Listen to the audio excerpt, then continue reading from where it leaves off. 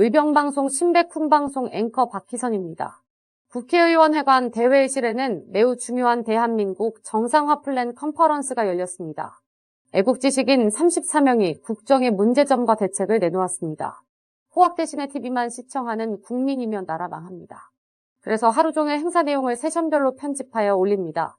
본 영상은 유튜버에게 무상 제공하오니 널리 업로드 하시어 많은 국민이 알고 국민각성 나라를 살리게 해주시기 간곡히 호소드립니다. 네, 안녕하세요. 인하대 정인교 교수입니다. 오늘 이 귀한 자리에서 사회 및 발표를 맡게 된 걸 큰 생각합니다. 당초 저희 세션에는 오른쪽에 계신 박석순 교수님, 그 다음에 왼쪽에 계신 정문 교수님 대신 오신 이종훈 교수님 두 분이 나오셨고, 권대중 교수님하고 이삼식 교수님은 개인 사정으로 아쉽지만 참석을 못하셨습니다.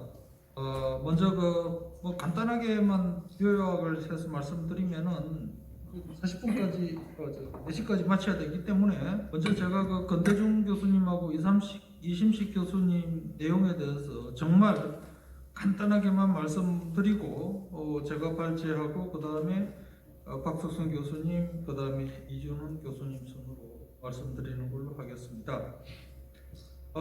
권대중 교수님은 우리나라 부동산 정책에 관련해서 정말로 최고의 전문가이시고 교수님께서 자료 요약본 68페이지에 있습니다만은 결국은 주택 문제를 해결하는 것은 공급 확대가 필요하고 그 다음에 전월세가 지금 계속 폭등을 했던 이런 상황에 대응하기 위해서는 그 원인이 되었던 임대차 3법을 폐지해야 된다라는 논지로 자료를 준비를 해주셨고, 결국은 부동산 정책이 국민 신뢰를 잃은 대표적인 정책이다라는 내용을 강조를 해주셨습니다.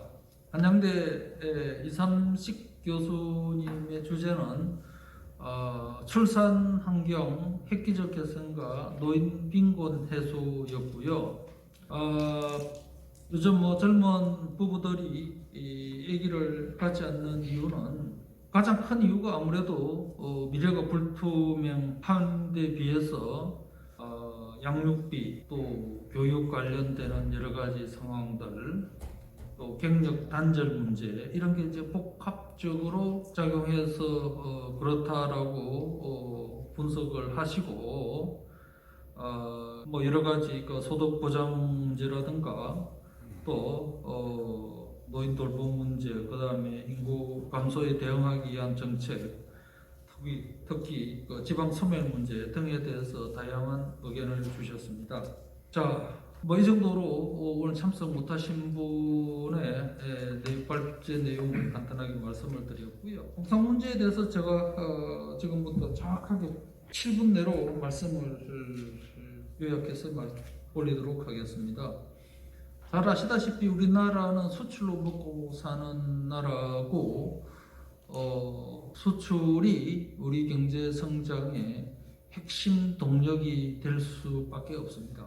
그런데 이제 세계 통상 환경이 너무나 급변하면서 우리한테 불리한 상황으로 돌아가고 있습니다. 기존 통상 질서가 와해되고 미국 주도의 신질서가 만들어지고 있고, 특히 미국은 중국의 기술 패권에 대응하기 위해서 안보 통상 논리를 전개를 하고 있습니다.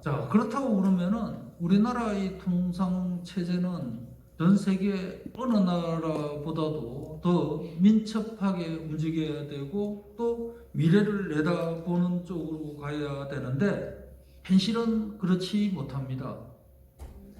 통상 정책은요, 특히 우리나라처럼 농수산 분야가 상대적으로 취약하고 수출을 많이 하는 이런 구조, 또 우리의 농업계가 정치적으로 강력한 힘을 갖고 있는 이런 상황에서 특정 부서가 어떤 통상에 관련한 이슈를 주도하기 어렵습니다.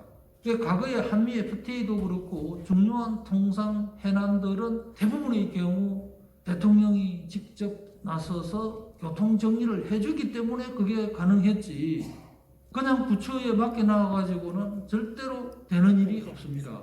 지금 들어오신 우리 박진 의원님께서도 한미 FTA 추진 과정에 외통위 위원장으로 계시면서 정말 그 당시에 정치하셨던 분들도 국가적 비전을 가지고 움직여 주셨기 때문에 한미 FTA라는 우리나라 통상 정책 사상 가장 큰 어떤 그런 이 계기를 마련할 수 있었는데, 이제 우리가 했던 산업통상자원부 체제로 해가지고 7, 8년이 됐는데, 지난 7, 8년 동안 통상 문제를 해서 뭐 좀 국내가 시끄러웠던 적이 거의 없습니다.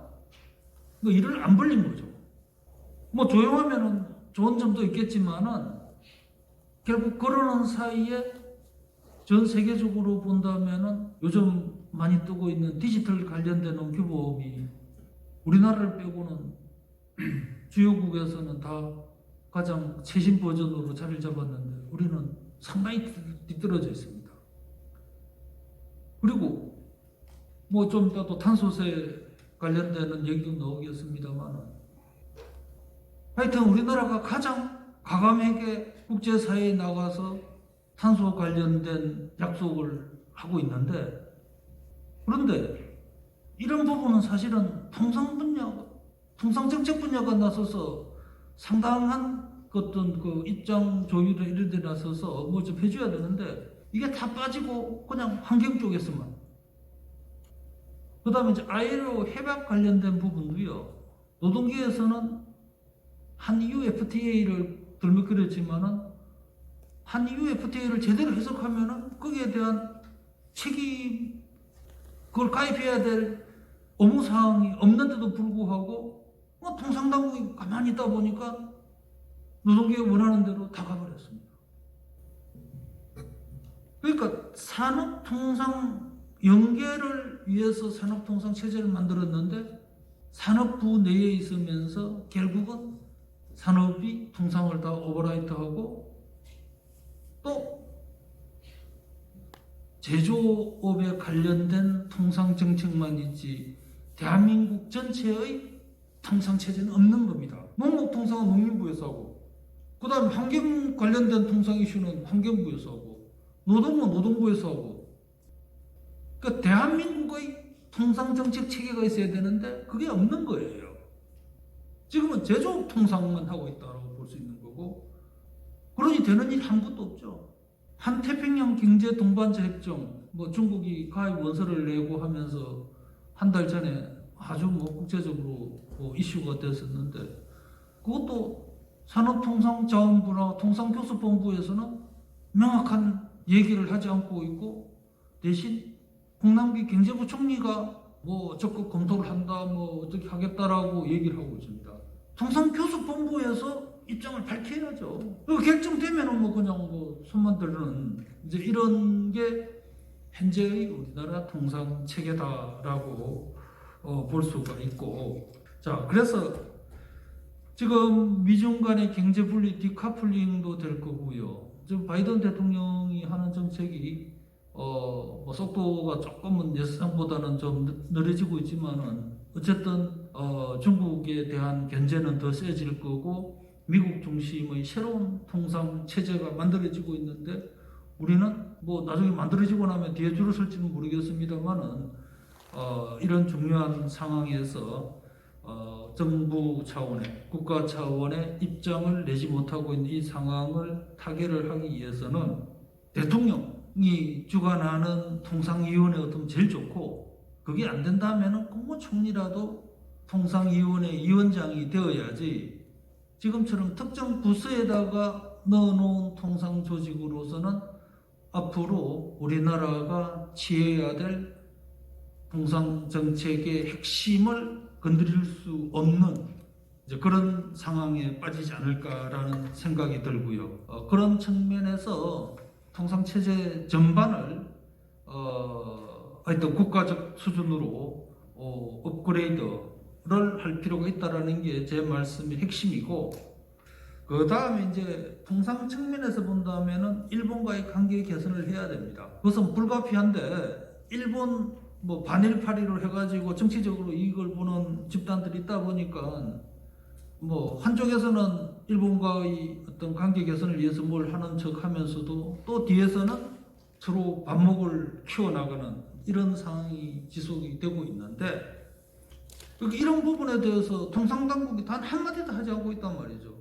물론 뭐 소부장, 국내 제조업 기반을 키우는 것은 필요합니다. 그거는 뭐 일본하고 관계가 어떻게 되든 간에 무조건 그건 우리가 해야 되는 거고요.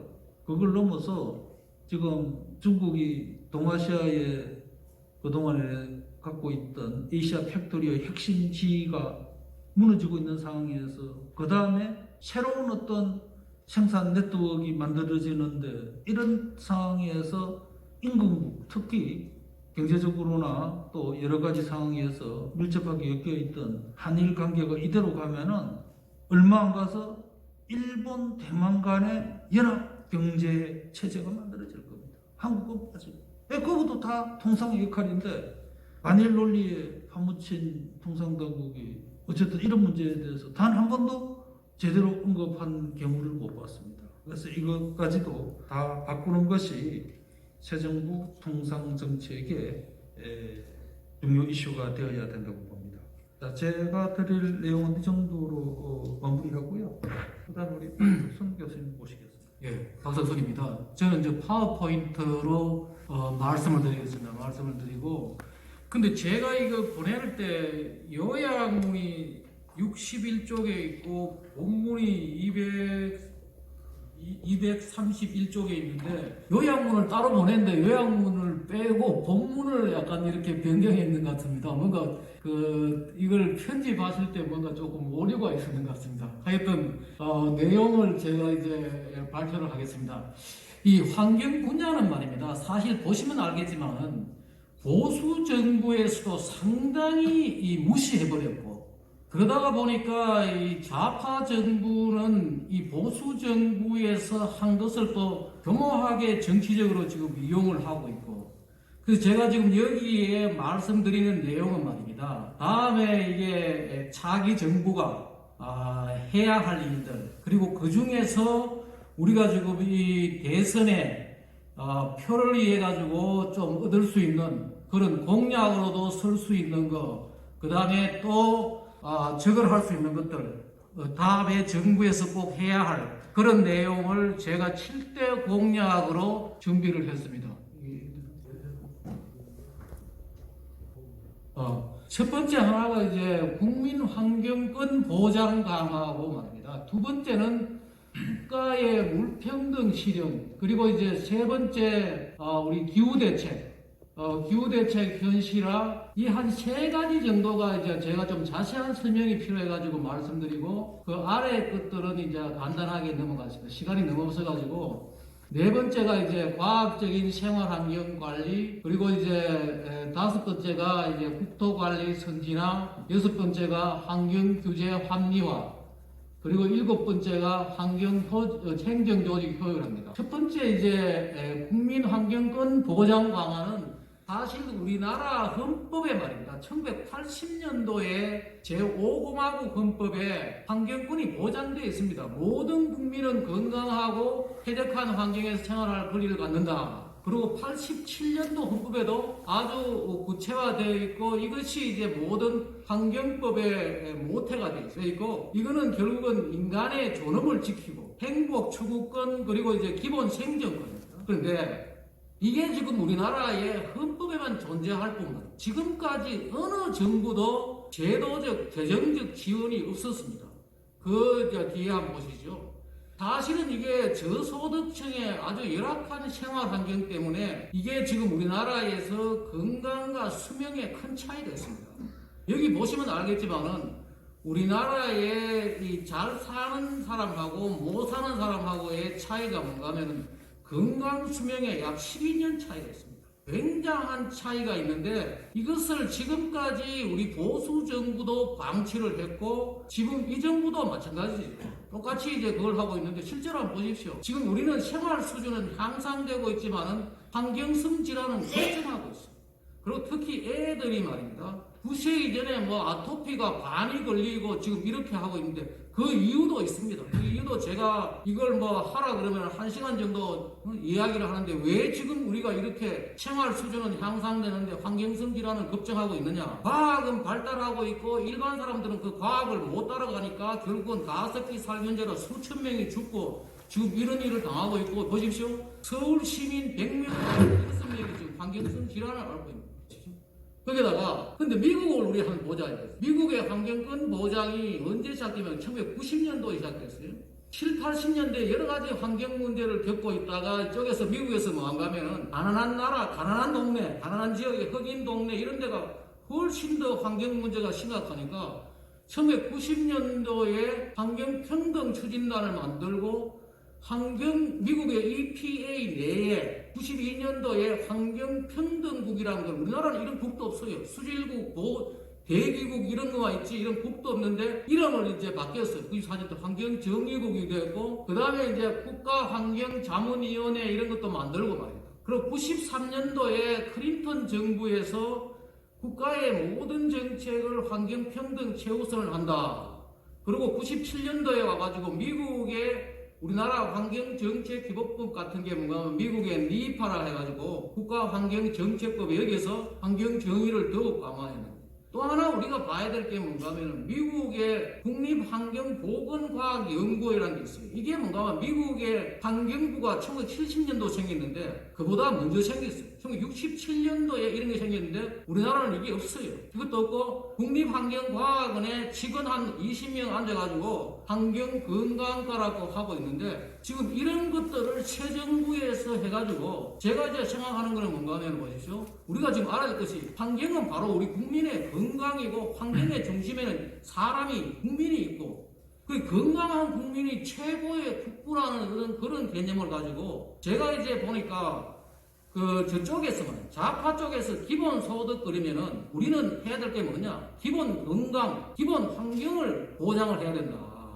기본 소득은 니들이 해도 이게 뭐 경제적으로 안 되는 짓을 하니까 하고 우리는 기본 건강을 보장하고 기본 환경을 보장하겠다고 나가야 될 거라는 거예요. 그게 뭐 첫 번째 제가 말씀드리는 거고 또 하나가 이제 국가 물평등 실현 이거는 뭔가 하면은 지난 MB 정부 때 이게 4대강 사업의 접근 방법을 좀 달리 했어야 되는데 이게 뭔가 하면 보십시오. 물과 공기는 모든 국민의 생명이고 필수 자원이고 국가가 평등해야 되는데 우리 한강, 낙동강, 금강, 영산강 이렇게 있으면은 우리나라는 말이에요. 지금 현재 심각한 물 불평등 국가예요. 왜 그런가 하면은 한강은 말입니다. 60, 70년대에 어마어마한 수자원을 확보하고 시수 사업을 했다고 해요. 했는데 지금 나머지 3대강, 금강, 영산강, 낙동강 이쪽은 말이에요. 저기 보십시오. 저기 빨간 데가 뭔가 하면은 우리나라의 물 공급이 굉장히 취약한 그런 곳이. 그런데 실제로 우리가 어디서 가든 모든 다시 이야기를 드리겠지만은 서울에 살면서 우리는 한강물만 먹고 사는 게 아니고 전국의 물을 먹고 살아요. 왜냐하면은 농산물이 다 저기서 나오기 때문에. 실제로 보면은 지방에는 굉장히 수자원 공급이 취약한 거예요. 근데 60, 70년대에 수자원 개발을 다 여기서 한강에 위주로 한 거죠. 물평등. 그러다 보니까 인구도 집중하고 하는데 또 하나의 이게 물평등을 만들게 된 게 뭔가 하면은 그래서 지난 저때 뭔가 하면은 보십시오. 김대중 정부가 1990년대하고 1999년도하고 2001년도에 말입니다. 4대강을 분리해가 관리하는 4대강법을 만들었어요. 이걸 가지고 뭐 했는가 하면 보십시오. 지금도 이게 4대강 물이용 부담금을 걷어가지고 수계관리 이런 기금이라 만들어가지고 한강은 4,700억이 연에 금강 영산강 보십시오. 금강은 1200억이고 지금 2019년 제가 구할 수 있는 마지막 건데 보면은 870억. 금강 영산강하고는 너무나 큰 차이, 거의 5, 6배나 되는 돈 차이를 갖고 있다. 그런데 그러다 보니까 어떻게 되는가 하면은 영산강은 지금 우리나라에서 수질 최악의 강이 되고 금강은 수자원 최악의 강이 됐어요. 이게 뭔가 하면 김대중 정부가 이 개념이 없어가지고 자충수를 뜬 거예요. 이걸 분리하는 바람에 이 금강 영산강은 더 불리하게 만들었는데 이걸 통합을 해야 된다는 거예요. 물평등식. 이거 다 통합을 해가지고 왜 그러면 해야 되느냐. 조금 전에 말씀드렸지만은 우리가 서울에 살지만은 한강물만 먹는 게 아니고 낙동강에서 나오는 쌀, 오만 데서 다 나온, 우리가 먹는 그 식량 속에는 말입니다.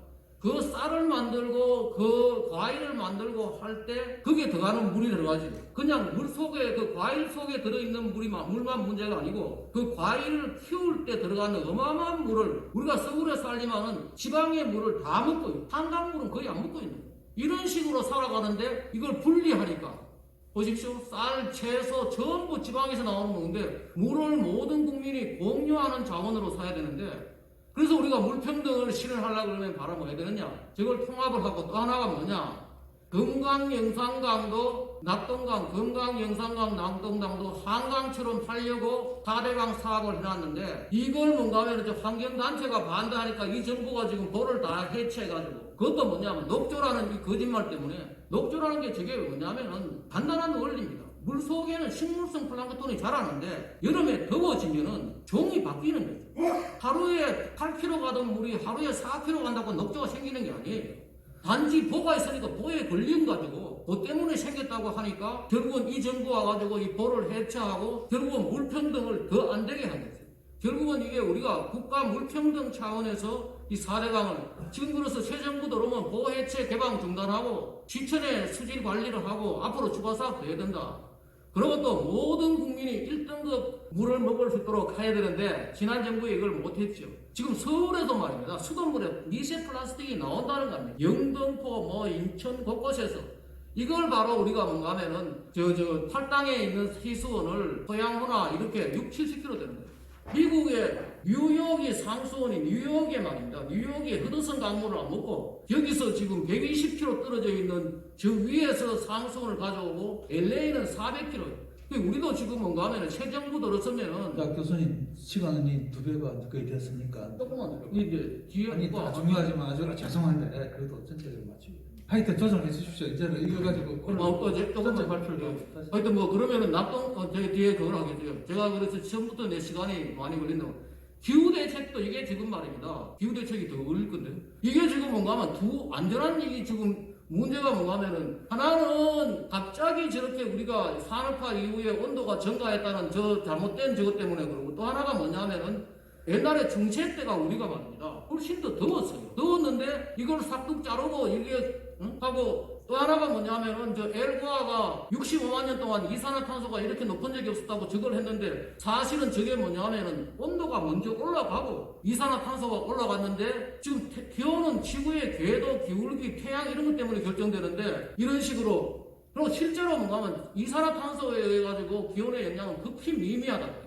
전부 태양의 때문에 그런데 지금 이런 데는 뭔가 하면은 일부 지난 1945년도부터는 온도가 줄었는데도 지금 완전 잘못되어 있고 이분 이야기는 뭔가 하면은 MIT의 유명한 기후학자가 하는 이야기가 뭔가 하면은 CO2가 이산화탄소가 지구의 기온을 결정한다는 것은 믿느니 차라리 마술을 믿으라는 거죠. 지금 그 이산화탄소 덕에 말입니다. 지구는 더 푸르러지고 있고 보십시오. 이산화탄소가 올라가니까 지구의 나무가 훨씬 더 자라고 왜냐하면은 저 나무가 자랄 때는 이산화탄소의 농도가 거의 2000ppm이 됐다. 기후위기가 우리도 보십시오. 지금 태풍이 증가한다? 아니죠. 태풍이 지금 저 일본에서 관측된 것만 태풍이 지금 줄어들고 있어요. 이유도 있어요. 과학적인 이유가 있고 지금 그 엘고아가 말입니다. 2009년에 북극에 얼음이 다 녹는다고 그랬는데 녹는다고 했다가 2013년까지 녹는다고 했다가 2013년, 16년 이런 식으로 했는데 지금 안 녹고 있잖아요. 사실은 기후 관련 사망자가 지난 100년 동안 99% 줄었어요. 또 지구온난화 때문에 지금 그 사람들이 추워서 죽는 사람하고 더워 죽는 사람하고 비교하니까 지구가 지금 더워짐으로 해가지고 엄청난 사람들이 생명을 구하고 있는데 거짓말을 하는 거예요. 지금 북극곰이 다 죽는다 그랬는데 지금 더 늘어나고 있어요. 그 이유도 다 나와 있어요. 제가 빨리 할 거예요. 그래서 IPCC에 속지 말아야 되는 거죠. 다음에 제가 이제 그 이유도 이야기하겠습니다. IPCC가 뭐냐면 대기 모델로 가지고 예측을 하는데 자기들이 예측한 거하고 지금 관측치는 완전히 달라요. 그리고 또 왜 저러냐 하면은 관측하는 것도 한두 곳이 아니에요. 관측하는 것도 한두 곳이 아니니까 자기들이 관측한 거하고 맞춰가지고 지금 계속 올라간다고. 근데 왜 저렇게 되느냐 하면은 IPCC라는 데가 말입니다. 자기들 조직을 유지하기 위해서.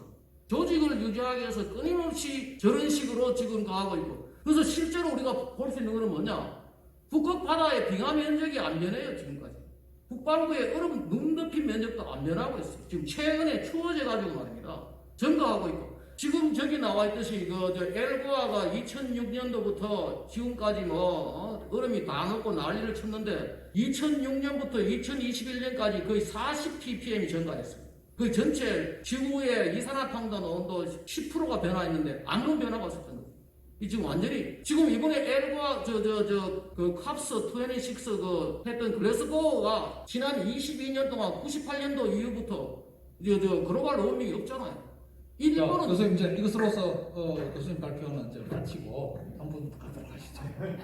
아니 여기서 정보 제공이 목적이 아니고 아니 근데 제가 결론만 딱딱 말씀해 제가 주세요. 결론을 말씀드릴게요. 예, 그러니까 뭐 해야 되느냐? 바로 결론 가십시다. 이제 다 좋은 정보 너무 고마운데 아니 근데 전체 제가 일정을 처음에 조금 수정해 달라거든요. 파일을 좀 빨리빨리 넘기시면서 마무리해 주세요. 네, 마무리하겠습니다. 이거 하나 더 합시다. 이거 뭔가 하면 보시죠.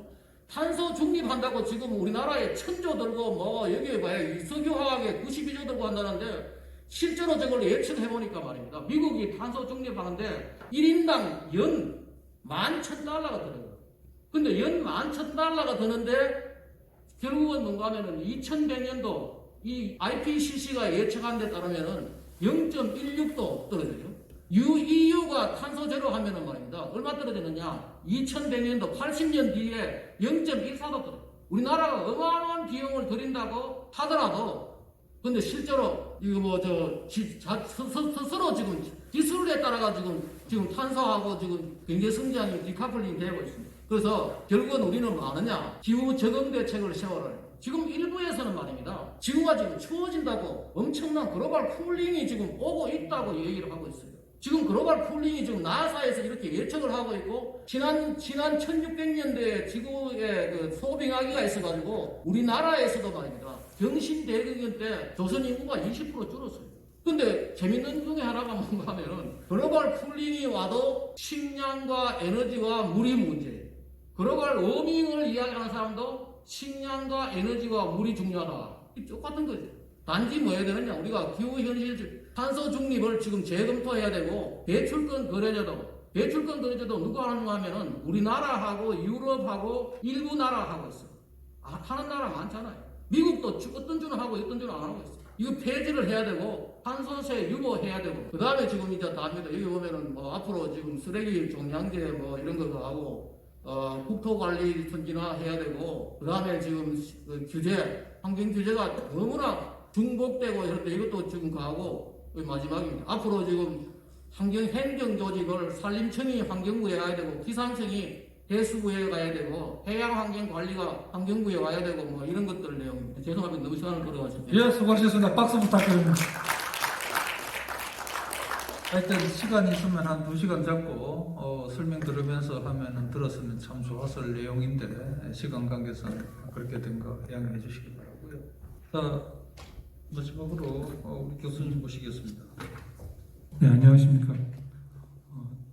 제 소개를 먼저 드리겠습니다. 정식 우연은 정범진 교수였었는데 어제 그저께 연락을 하다 보니까 본인이 못 온다고 그러시더라고요. 그래서 제가 금요일날, 목요일날 우리 이주영 우리 위원장님께 국책자문위원회 기후 에너지 기후 특별위원회 부위원장으로 임명을 받았는데 국책자문위원회 에너지 기후 특위에서도 에너지 정책을 준비를 하고 있었고 그래서 정범준 교수가 한 거가 그대로가 아니고 나름대로 제가 다시 한번 담아서 편집을 해봤습니다. 먼저 말씀드리기 전에 그 에너지 문제는 상당히 우리 그 삶과 문명의 기본이 되는 겁니다. 근데 좀 아쉽게도 제가 말씀드린 보수 쪽에서는 그 에너지의 전문가가 한옥 개는 있는데 전체를 보는 전문가들이 별로 없는 것 같습니다. 지금 이제 문 정부가 5년 정권을 잡았는데 이 정부가 그 갑자기 이렇게 탈원전을 하고 체계적으로 우리 그 정책을 한 게 아니거든요. 오랫동안 준비해 온 겁니다.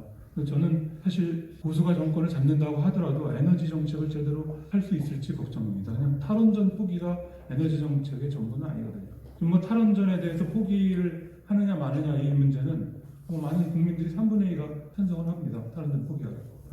그래서 제가 좀 그 시간도 많지 않지만 가능한 빨리 하도록 하겠습니다. 예, 제 소개는 나중에 드리겠습니다. 좀 복잡합니다. 제가 간단히 이 정부가 들어와서 제가 그 당시에 기술본부장을 했었는데 원자력에서 계속 정책 개발이나 우리 유럽형 원전이나 또 UAE 수출하는 원전 개발 같은 걸 주도하고 있었고 이 정부하고 코드가 맞지 않으니까 기술본부장에서 사실은 어디로 자천돼 있다가 그렇게 있습니다. 예. 그래도 교수님 5분 내로 10분 제가 받아갔고요. 이거는 좀 그 기후변화의 문제는 좀 전에 우리 그 환경 전공하신 교수님께서 많은 말씀을 하셨는데 이론은 있지만 이 이론을 따지기 이전에 우선 트렌드입니다. 사실은 뭐 트렌드가 또 바뀔 수도 있습니다. 트렌드에 뒤지면 뒤질 것 같습니다. 저는 이거에 대해 논하고 싶지는 않고 IPCC 또 여러 가지 다자간 협의 체계에 있었고 최근에 그 탄소 국경세를 EU의 집행위원회에서 했고 이게 거르실 수 없는 문제가 됐습니다. 최근 이번 달에 COP26에서 우리나라가 40% 감축 계획을 발표를 했지만 일부 이제 개발도상국이라고 할까 좀 소극적이었습니다. 그냥 간단하게 말씀드리면 에너지 계획을 한다고 그러는데 에너지 체계는 아셔야 될 거예요.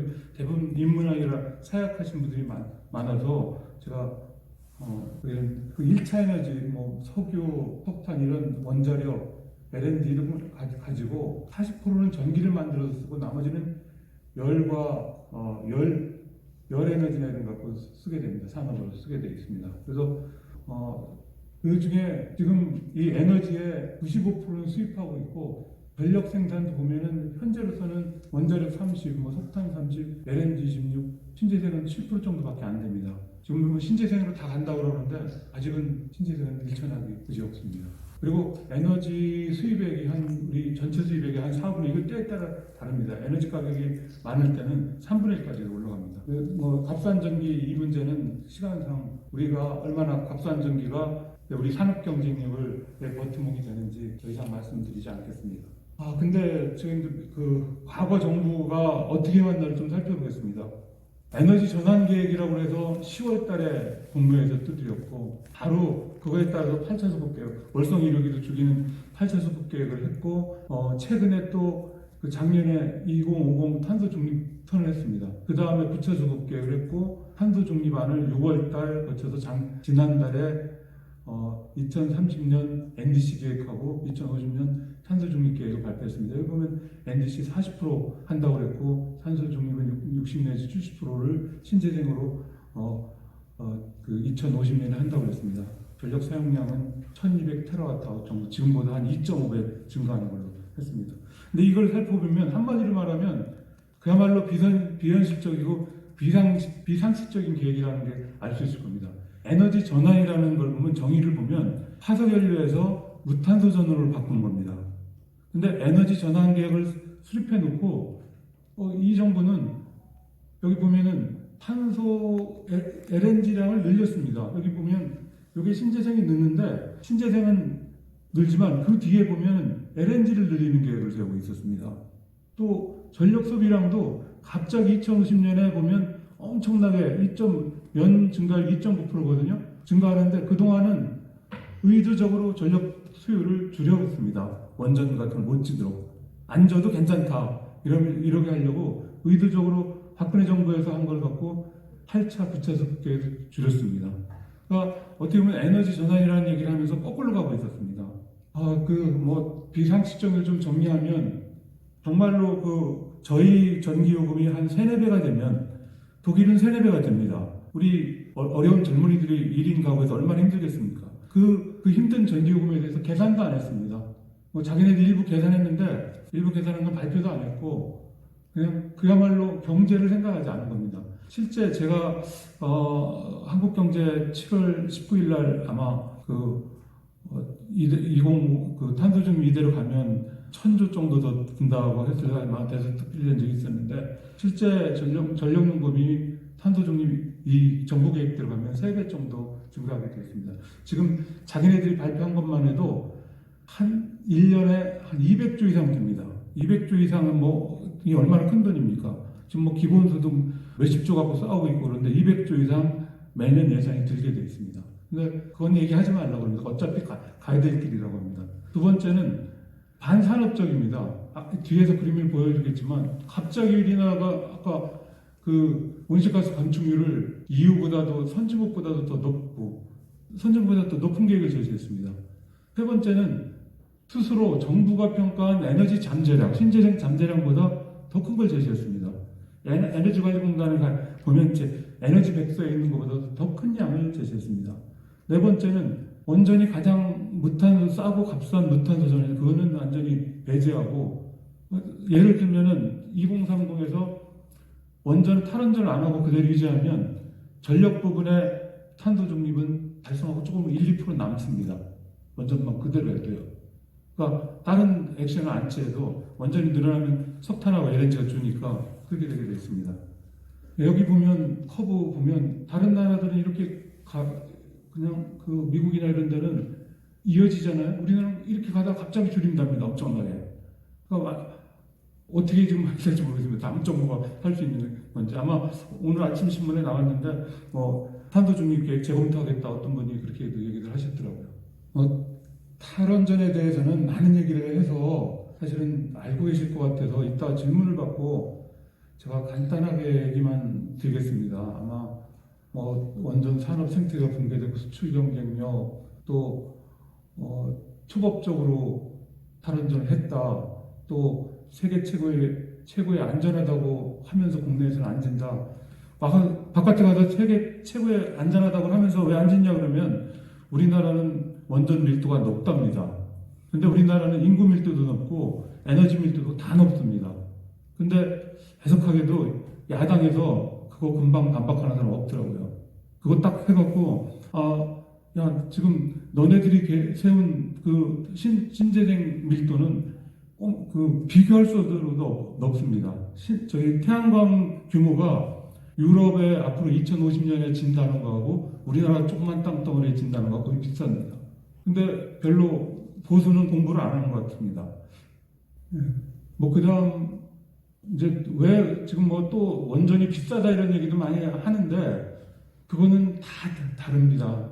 미국에 가면은 저기 LNG가 3불 하거든요. 우리나라 가면 10불 합니다. 우리나라 LNG가 비쌉니다. 미국은 3불 하기 때문에 원자력이 비쌉니다. 그래서 어느 주에서는 보조금을 줍니다. 환경 문제 때문에 원자력한테 보조금을 줍니다. 지나가겠습니다. 퇴폐는 한마디만 여기서 말씀드리겠습니다. 이 정부가 들어오면서 어떻게 했냐면 탄소는 점령을 못했습니다. 그건 일하는 데니까. 근데 그 안전 같은 데는 다 자기들도 잔소리할 수 있을 거라고 안전 쪽에는 다 점령을 했습니다. 어떻게 될지 모르겠는데 하여튼 완전히 이 비상식적으로 해왔습니다. 또 하나입니다. 지금 이 얘기하면 아마 우리 그 보수 쪽에서도 이거 맞아 그럴지도 모릅니다. 세계는 탈원전 주제다. 그럼 우리나라 사람들은 하도 얘기해서 아마 맞는다고 생각할 겁니다. 근데 여기 보면 최근에 영국, 프랑스, 일본도 다시 한다니 나와 있고 조금 전에 얘기했지만 여기 보면 요 커브가 뭐냐면 요게 석탄하고 오일입니다. 이쪽이 요거는 탄소 배출 좌측이 탄소를 배출하는 에너지고 이쪽은 무탄소 에너지입니다. 여기 탄소 배출을 많이 안 하는 나라를 보면 여기 노란 게 있잖아요. 이게 원자력입니다. 요 블루가 있잖아요. 이게 수력입니다. 요게 태양광입니다. 요게 풍력이고요. 태양광으로 50% 이상 계획 세우는 나라가 없습니다. 근데 우리나라 사람들은 대부분 아마 탈원전이 대세라고 하고 있는데 여기 반 잘라서 보면은 6개 나라가 원전이 가장 많습니다. 탈탄소 하는 나라 중에서. 그 다음에 수력입니다. 그 다음에 풍력입니다. 지금 정리를 해봤습니다. 우선 정책의 탑픽은 이렇게 했습니다. 비현실, 비상식에서 과학과 상식을 기반으로 한 에너지 전환이다. 그래서 정책 방향은 탈원전 신재생 위주의 비현실적인 에너지 정책을 국내 무탄소 에너지원인 원자력과 신재생 중심으로 하는 현실적 에너지 정책을 전환하자. 원자력이 무탄소고 가장 좋은 우리나라의 자원입니다. 그걸 중심으로 하자면 탈원전 포기하자 뭐 이런 얘기 안 해도 다 나와 있는 겁니다. 그래서 여기 디테일한 설명은 이 말씀만 하나 드리겠습니다. 제가 우리 회사에서 외국 영어 강사한테 이제 강의 받았는데 아일랜드에서 왔더라고요. 너 우리나라가 뭐가 좋냐? 결혼했더라. 딱 하는 얘기가 전기값이 싸답니다. 자기네는 한 70만 원 낸답니다. 실제 에너지값은 우리나라의 산업하고 우리 삶의 질을 잡는 거기 때문에 정말 중요한 거고 미래를 생각해야 될 중요한 정책입니다. 다음으로 넘기겠습니다. 지금 옆에서 소리 거의 다 끝났습니다. 네, 끝나갑니다. 그래서 우선은 바로 저희가 되면은 관련 협의체에서 빨리 살릴 수 있는 조치를 하려고 합니다. 우선 탄소 중립 계획에 대해서는 재검토하고 원전 비중 합리적인 원전 비중 확대 방안하고 합리적인 신재생 방안을 도출하고 또 지금까지 전문가가 없었습니다. 전문가가 참여하도록 하고 그리고 에너지 문제가 중요하기 때문에 에너지의 행정체계에 대해서 더 논의해야 할 필요가 미국은 BOE가 있습니다. 에너지부가 있는데 에너지가 지금 기후변화하고 합쳐서 또 신에너지 기술하고 상당히 중요한 우리 경제발전의 모티브가 될 수 있기 때문에 행정체계에 대해서 검토하는 것도 다시 봤습니다. 각 부문별 이행 방안은 이게 각각 보시면 이거는 부문별 이행 방안 생각하겠습니다. 예, 수고하셨습니다. 박수 부탁드립니다. 아무리 바빠도 질문을 기대하고 계신데. 아, 그래요. 근데 지금 너무 받을까요? 우리 10분이 오버됐거든요. 한 분만 질문하실 분 계시나요? 네, 마이크 갖다 드리세요. 본인의 소속 밝혀주시기 바랍니다. 질문만 해주시기 바랍니다. 일반적인 코멘트는 다음에. 네, 감사합니다. 저는 국책자문위원 정자 석자 현입니다.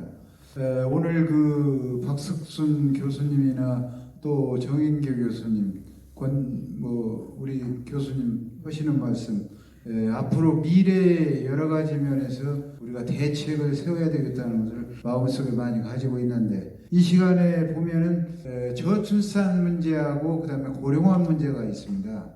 저출산 문제에 대해서 우선 한 가지만 말씀드리면 우선 지원 문제하고 그 다음에 세제 문제, 그 다음에 생활 홍보 문제가 있습니다. 지원 문제는 지금 아이를 하나 나면은 얼마, 둘 나면 얼마, 셋 나면 얼마, 그 다음에 각 지방에는 또 더 많이 주고 이렇게 있습니다.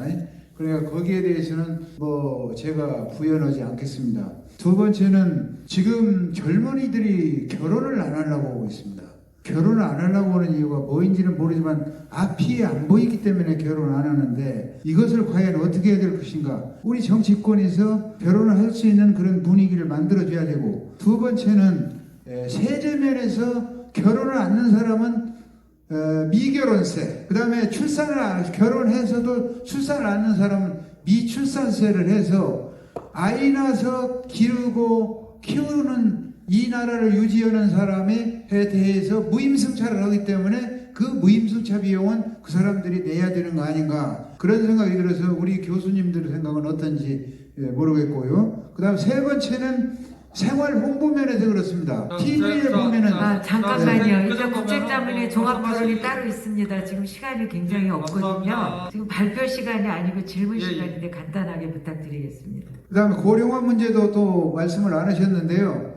고령화 면에 있어서는 지금 우리가 그동안에는 할머니 세대, 할아버지 할머니 세대, 그 다음에 아버지 세대, 손자 세대 이렇게 살았는데 지금은 핵가족화돼서 외롭습니다. 노인들이. 그러면 그 외로움을 어떻게 달랠 것인가 하는 그런 문제가 되는데 만약에 3개 세대가 살 때는 국가에서 손자 한 명이라도 취직을 시켜주는 그런 제도로 해서 풀어나가서 우리나라가 지도상에서 이 지도상에서 없어지는 나라가 되지 않도록 했으면 하는 그런 생각입니다. 죄송합니다. 감사합니다. 예, 선생님 하신 말씀은 개인 의견으로 생각하고 네. 이 세션을 마치도록 하겠습니다. 네, 세 분 교수님께 큰 박수 부탁드리겠습니다.